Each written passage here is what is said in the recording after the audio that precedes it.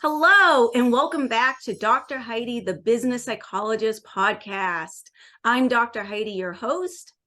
Today we have with us Thomas Brush, the co-founder from Renegade Success Network. Hi, Tom. How are you today? I'm doing very well, Heidi. How are you? Very good. We're so happy to have you on with us today.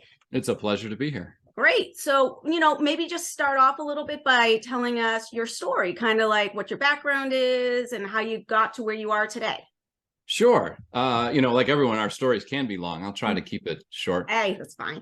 Yeah. I started out thinking I was going in one direction, I think because it was what everyone else was doing. And then started getting involved in the nonprofit space, just out of haphazard, I guess. Yeah. And found that I really enjoyed. There were pieces that I really enjoyed. I had always sort of wanted to be, I thought, a lawyer. Then I thought I wanted to be a basketball coach.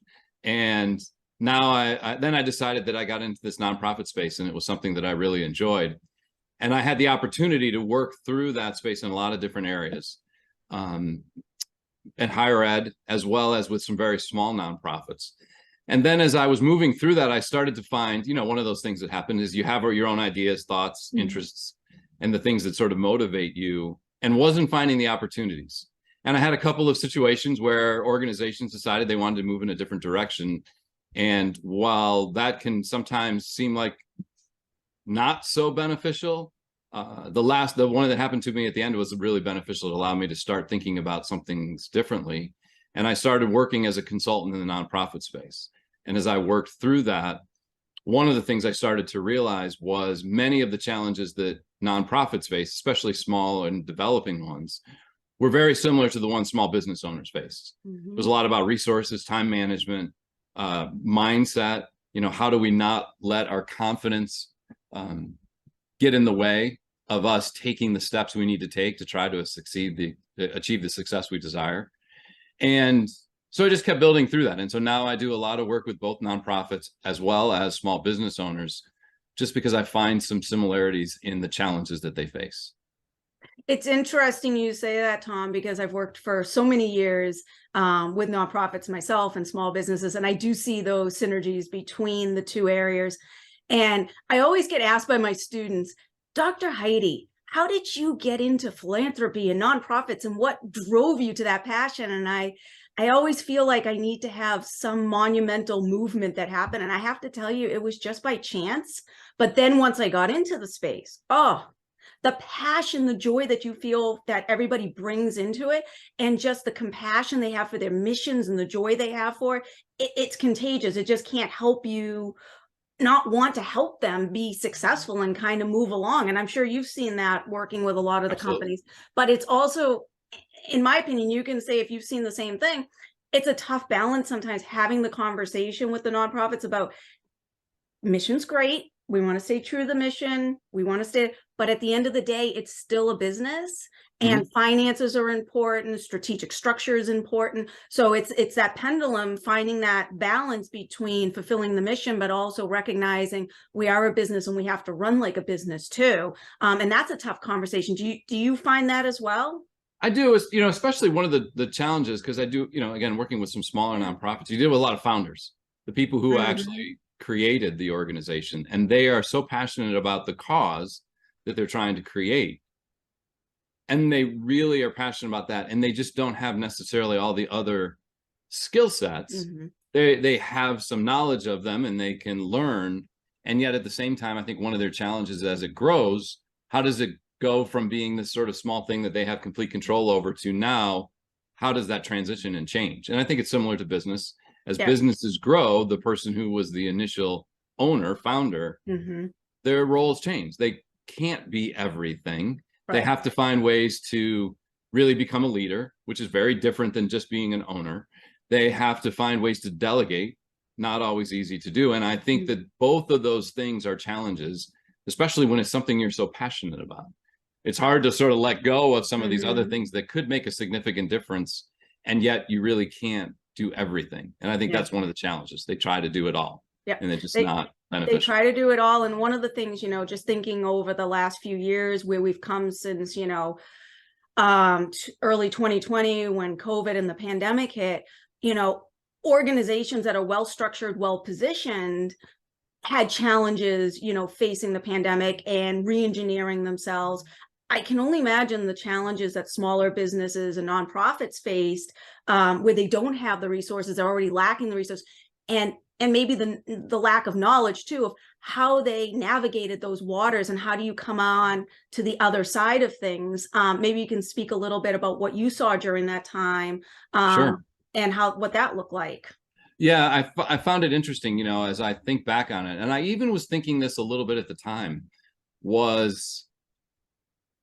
I'm going to say this is going to sound weird, and I mean it in the most respectful way. Mhm. I think COVID was one of the most beneficial things, not the disease, Right. not all the suffering that happened, the thought that we had to think differently. Nonprofits, and I think small business owners, were very stuck in, this is what we do, this is what we've always done, and we're just going to keep doing it forever and ever and ever.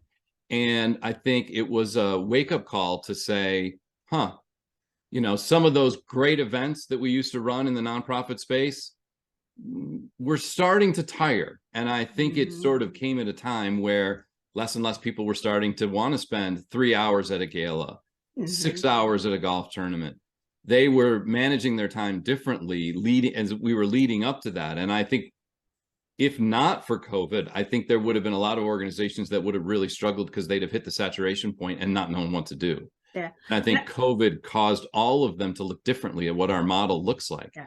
And as challenging as it was, I think it created some opportunities that many have continued to leverage now that we're sort of not out of COVID, but we were able to reconnect, be in front of one another, come together as groups.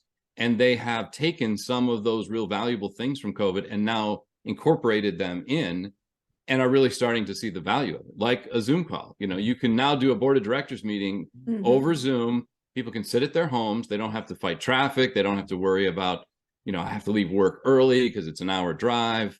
And I think that it's really created an opportunity for nonprofits and organizations to look differently at how they do things. And I think that learning opportunity was significant.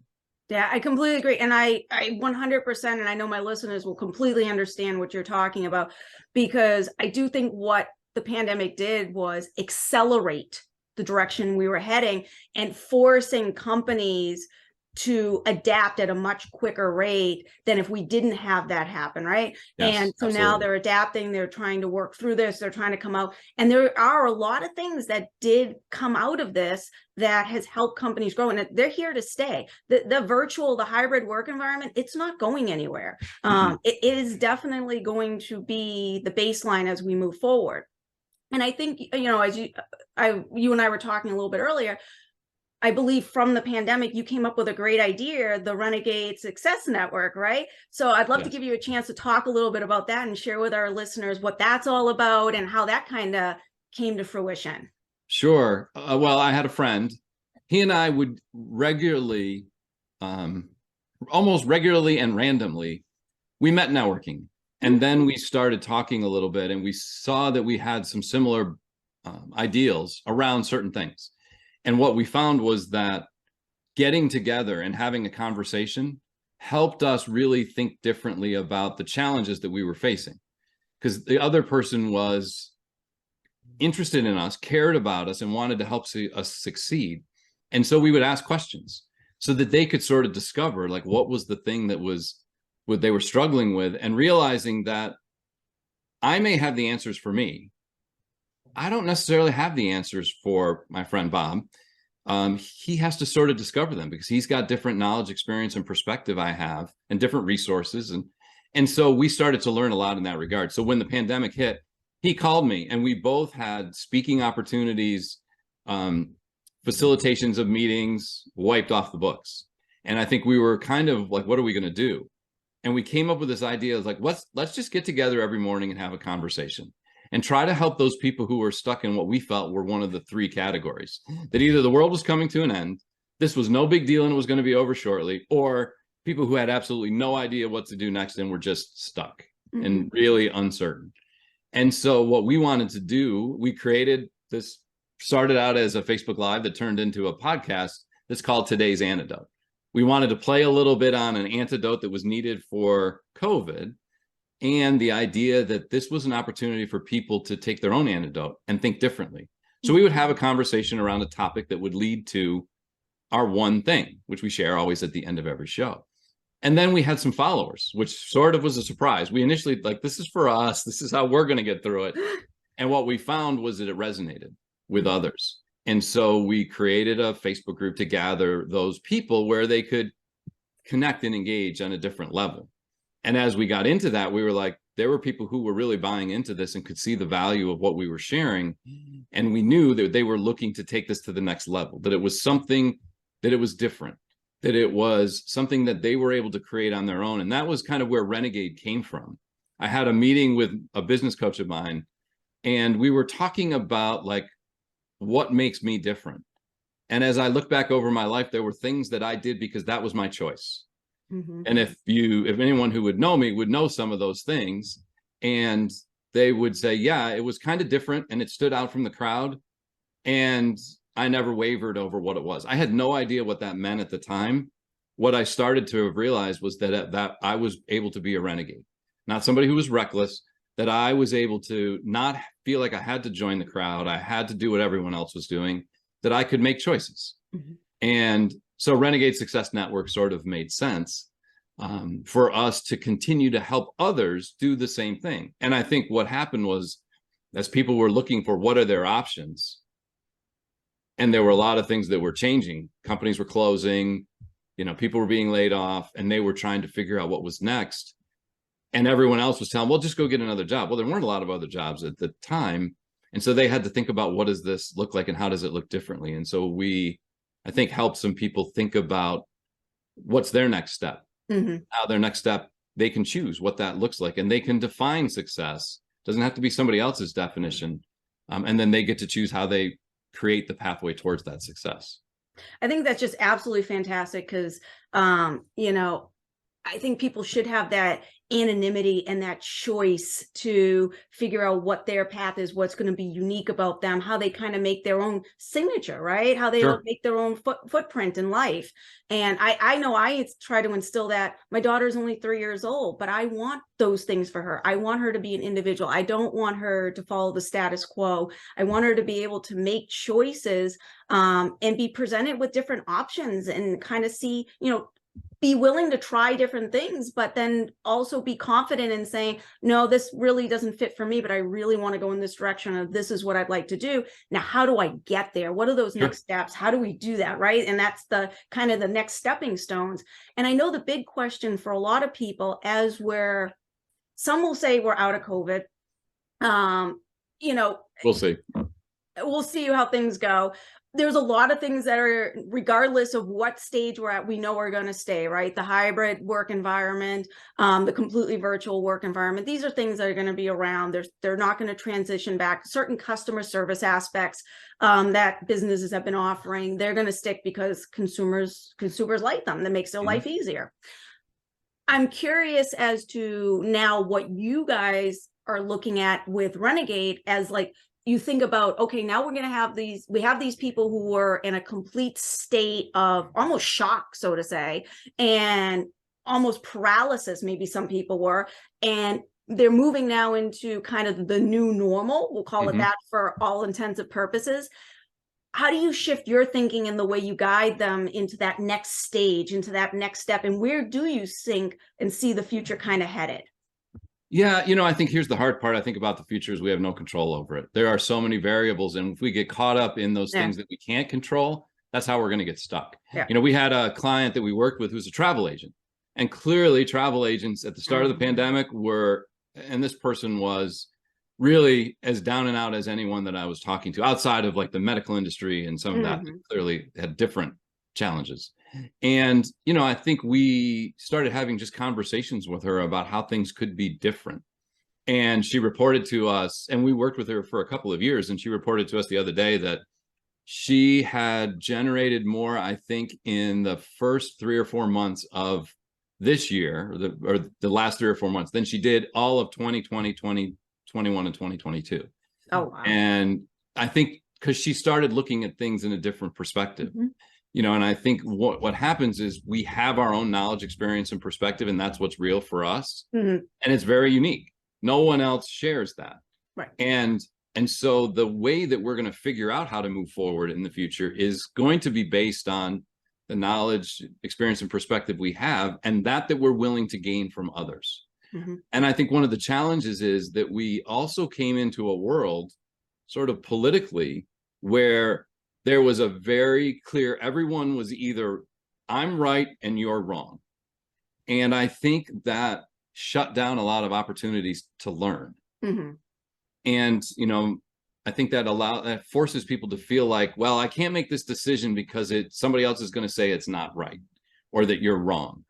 And, I started coming up with the thing that there's no such thing as right or wrong. Right. Those are just judgments Mm-hmm. based on your own knowledge, experience, and perspective, and that it's just what's real for us. Right. And so if we can look and understand what's real for us, we can figure out how our path is going to look, at least from where we are now. Yeah. And understanding that I came into this thing where I have words that I choose not to use anymore, like failure, mistake, Mm-hmm. right or wrong. And because I think they leave us in a judgment space where we get stuck. And we can either be stuck in thinking we've got it all figured out and I'm an expert, what do I need to learn? Or the world is falling apart and I can't even figure out how to tie my shoes. Those two are very similar, and I think they just force us into being stuck. So if we can figure out how to get back to what can I learn from someone else, Yeah.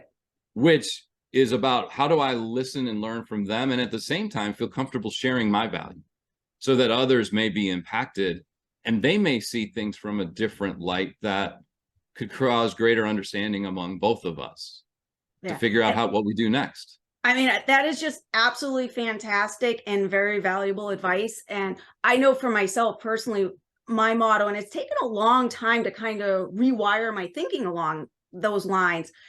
Just like you, I don't want negativity. I don't want the word failure. I don't want negative feedback. I don't want those type of things, because that's really not what any of that is meant to be. If for me personally, it's all about either you're in a circumstance where you receive something very positive and uplifting, or you receive something that you can learn from.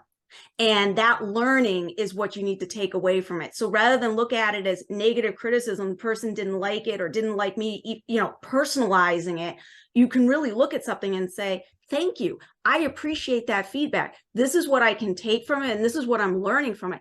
I really value what you just told me. And when we reshape that framework and we rethink that, it really changes the way we move forward. And I do believe that, you talked about tacit knowledge, the information that we all have and how valuable that is.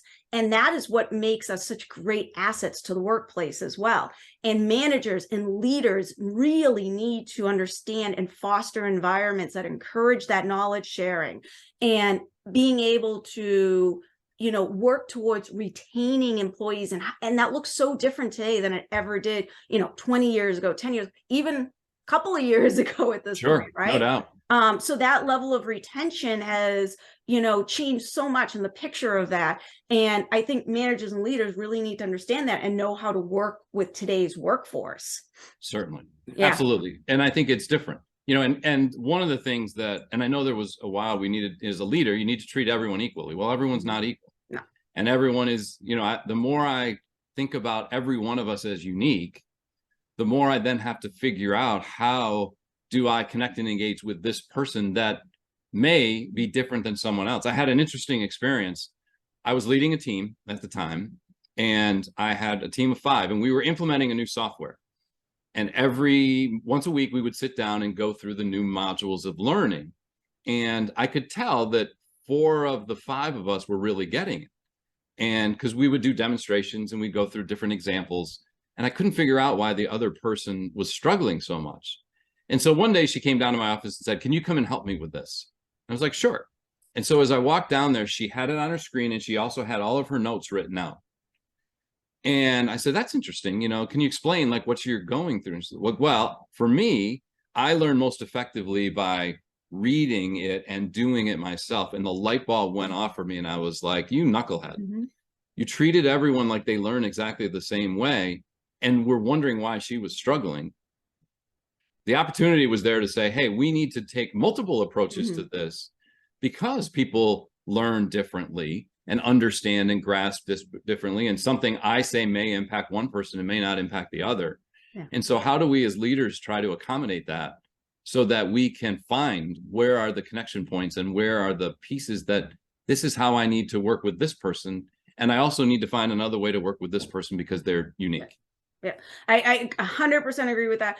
The learning styles of everybody is so different these days. And I tell people all the time, like, if you're going into a situation with a larger audience and you really don't know them as well, and you don't know what sort of learning style they're going to develop, what you're going to present in a way that kind of approaches it from all angles. Have a little bit of maybe a hands-on activity ready to go, and have visuals ready to put up, have some auditory, communication going, and have a handout for them to take home with them. Hit all those kind of bullet points. But when you work with a team of people or a department and you're working with them day after day, managers should really get to that level of understanding and know-how of how does my employee work and how do they best, use information. And one of the things I loved about your example, you guys must have been close enough that she had the confidence to walk down the hall and actually ask you for help.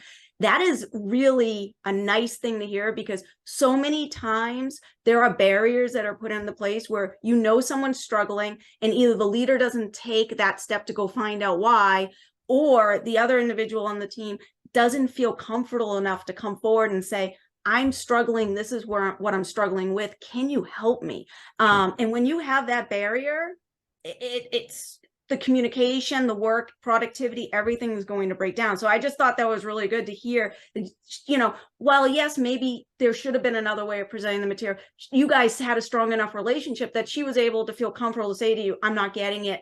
This is where I'm stuck. Help me, please. Right. And I think that's part of it is, how do we listen more effectively, I think, is one of the things. I think, unfortunately, we're in an age where everyone wants to just tell everyone everything. And what I've found is, one of the ways to try to understand people differently is to ask more questions and really try to listen. In the fundraising world, the nonprofit world, they say you have 2 ears and 1 mouth. So you should probably listen twice as much as you speak. Yeah. Especially as the fundraiser, so you can really understand the person. I like to say you have 2 eyes and 2 ears, so you should listen and watch 4 times as much as you speak, because they're going to give you the clues if you ask the questions, and then you're going to be able to treat them as an individual rather than, well, this worked with someone else, so it's going to work with you, or this didn't work with someone else, this is going to work with you. And I think we are so quick to, share all of our not what is impactful. It's just what we know. Yeah. To feel like, yep, I'm going to tell you everything that you need to know. But how do I know what you need to know if I don't ask and I don't understand what you already know? Right. And I think there's an opportunity, which I think comes from people get into leadership positions in a very unique way. And I think, unfortunately, just because you're really good at a role doesn't mean that you have the skill set to come in and then manage people in that same role. Yeah. And I think that's some of the challenges that organizations face when they either don't support the person. You have this great person, they're doing great work. You put them in as a leader, and now they're like struggling, and they're not doing let's say in a sales role, they're not making all the sales they used to make because they're trying to help their team, and they don't even know really how to do that. And so now it's amazing to watch people go from like one of the most valued employees, they get a promotion, and before you know it, they're out of a position. Yeah.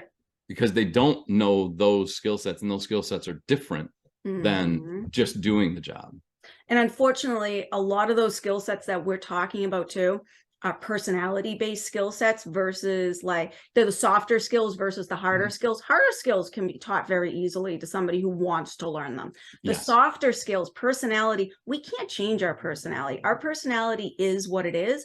But what we can do is we can have and learn and develop a greater understanding of ourselves and others and how those attributes really work. And we can learn how to manage them. And so, if you're an introvert, doesn't mean that you're in this bucket, that there's certain things in this world that you can't do. You can do anything you want to do. You have to step outside that bucket, and you have to learn how to do those things. And yes, will you ever be an extrovert?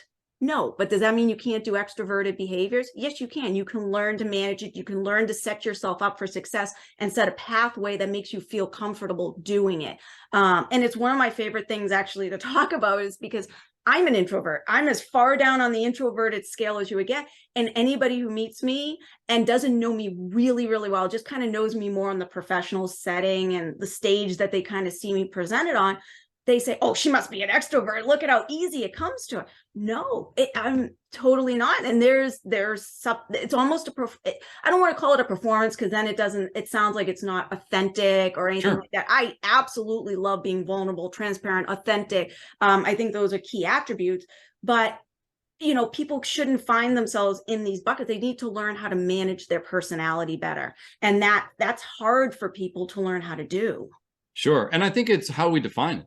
Mm-hmm. I think that again, this goes back to, do you follow the status quo? Like, yes, Webster's has what everyone would say is a correct definition of introvert. Mm-hmm. We can have our own definition of introvert, extrovert, success. I think that we get caught up in, this is the norm. Mm-hmm. And I believe there isn't a norm, because things are always changing. We never approach the same situation twice. And so how do we start to understand that and realize that just because we've had a conversation before doesn't mean that I know everything about you. Right. And you might surprise me with something and I'd be like, oh, that's interesting. I never really knew that about Heidi. Now I need to maybe reconsider some of the things that I had originally thought of as we go through and as I continue to build this relationship. And figure out where does it go, or what does it mean, or how does it defined? Yeah. And then organizations today now are even adding another layer of complexity to this challenge, and that is that of cultural diversity, right? Certainly. And especially with the pandemic and what it's done, that's one of the greatest gifts it gave, is that we are now interconnected with everyone around the world, and just via Zoom, and we can have meetings, and we can be right on the spot. And, I can be talking to someone in Pakistan, or someone in Vietnam, or someone in Australia, or I can be talking to someone down the street. But that also brings with it its challenges. So, here in the workplace, how did we learn cultural diversity? Many of us learned it from a textbook, right? From reading maybe something on Google, like, oh, I really have never talked to anybody from Pakistan before. I should probably learn a little bit about them. There's a whole new concept out there now. Henry Mintzberg started this idea of the worldly manager. And really, it's not that unique of an idea. And I'm like, yeah, we should be doing that. Immersion. And so to really learn about a culture, we can't be Googling it. We can't be watching a YouTube video. We can't be reading it in a book. We need to immerse ourselves in the other culture. And whether that be taking, a colleague or somebody that works for us who is from a different culture, and say, let's go have lunch together. I want to learn, and I'm going to listen. I'm going to ask you questions. I'm going to learn about your culture and your belief system and how you view things, because that's going to be very unique to that individual. And it might give you a greater understanding of why the person makes some of the decisions they do, and some of the perspectives that they bring to the table. And even when possible, companies should be sending managers overseas, especially in areas that they work, and just say, hey, we're not going here for meetings. We're going here for an experience. We're going here to meet with our colleagues. The goal of these sessions are for you to meet with the people we're working with, maybe even meet their families, go on a tour, go learn about the culture, spend some time learning and understanding, because that's going to bring a greater level of appreciation and understanding to the table. And that just adds a whole nother level of complexity to this. Yeah, I think that the complexity is, it's there, and it's getting greater and greater all the time. And I think for us to figure out how to manage it. And I think one of the things is, we'll never know all we need to know. I think that even if we immerse ourselves for a year or 6 years or 8 years, that doesn't mean that we completely understand it. There are still other things that culture has that we have yet to discover, has yet to been shared with us. And I think you know, one of the things I've also tried to take away is that life is really about learning. Yep. And that, you know, we have the opportunity, if we choose, to learn all the time and not judge it. You know, I think the judgment of our learning is really what slows us down and gets us stuck in these feelings of, again, and it's usually around adjectives, another thing that I'm trying to avoid. And I think that we talk ourselves into this a lot of times. And I think there's opportunity for us to be really sponges and learn as much as we can. And some of it's going to impact us in some ways, and some of it's going to impact us differently. It's just a matter of how often we hear it, when we hear it, who we hear it from, and then seeing how that shapes who we are and what we can leverage it with going forward. We're all students, and we're all forever students. We've got to be constantly learning. So Tom, is there one thing that I have not asked or brought up that you would just love, a tidbit of knowledge or something you'd like to leave our audience with today? Yes, this might be a little different. Okay. And I'm going to share. It's one of the things that I've really started to think a lot about. I think emotion is something we can't control, so we're going to have it. It's the opportunity to, how do we try to manage that emotion a little bit? And I think one of the things that we do that makes it challenging to manage our emotions is that we sort of quantify things with an adjective. And, you know, we say this is great, or this is the, you know, the best interview you've ever had. Well, that already gets me thinking about that. Or it's saying like, this is the worst meal I've ever had. And you're putting yourself in this place that when you go to have another experience, you're going to recall that experience.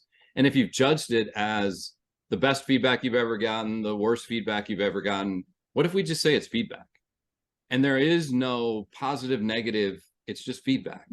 So that we take it in and we like, okay, and that might be a little more impactful than another, and that might be, and I think that we spend so much time in what we would consider worrying about the negative feedback, and we forget the value of, you know, other feedback that likely is quote unquote positive. It's all just feedback.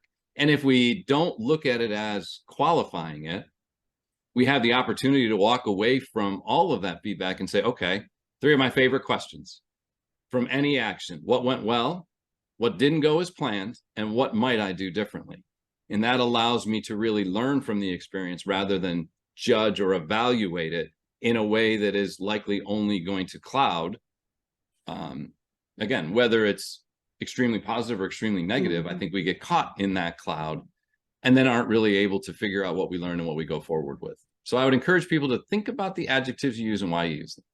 I think that's fantastic advice. And I also just absolutely love the idea of reflection and taking that time to reflect. I don't think we do enough of that, and really learning and how we can apply that going forward. Yeah. All right, Tom, thank you so much. So can you let our listeners know how they could get in touch with you if they want to reach out and learn more about Renegade and what you guys are doing? Sure. So we have we have a website, renegadesuccessnetwork.com. Although I would encourage people, if you feel like you're ready to take your own unique pathway, join us in the Ring of Renegades on Facebook. It's easy to just search for Ring of Renegades. I would also say that I've started some TikTok conversation trying to figure out that whole thing. And my TikTok handle is RUA Renegade. And people can follow me there. And of course, I'm on LinkedIn as well. And I'm happy to always connect and engage with people and have the opportunity to learn from them. Okay, great. Well, thank you so much, Tom. We're so happy you were able to be on with us today. Thanks so much for the opportunity. It was a really enjoyable conversation.